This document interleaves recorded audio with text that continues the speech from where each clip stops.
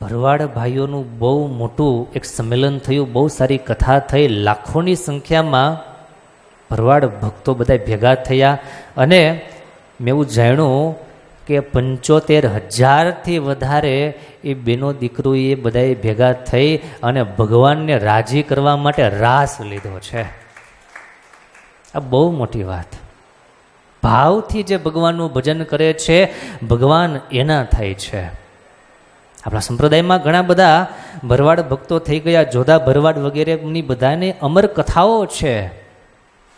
એ જ માર્ગે આજે પણ ઘણા બધા ભરવાડ ભાઈઓ ભગવાનનું ભજન કરતા હોય છે, કાળિયા ઠાકોરની આરાધના કરતા હોય છે, ભગવાનને રીઝવવાને માટે આવા પ્રયાસો થતા હોય છે, પ્રસંગો થતા હોય.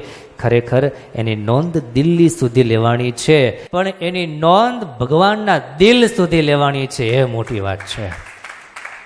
ભગવાનના દિલમાં એ નોંધ લેવાની છે કે આ મારા બધા વહાલાઓ, આ બધા મારા પ્યારાઓએ સત્સંગ કર્યો છે, ભજન કર્યું છે, સારું કર્મ કર્યું છે, રાસ લીધો છે, પણ પુણ્ય મર્યાદામાં.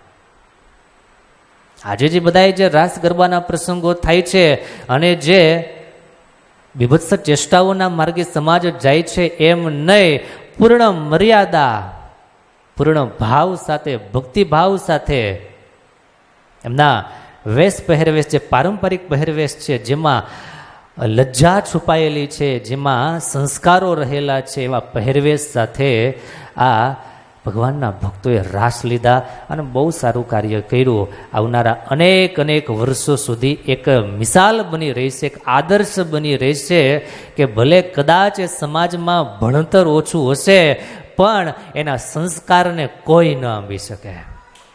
એના સંસ્કારો એટલા ઉદાત્ત છે, એના સંસ્કારો એટલા સર્વોપરી છે.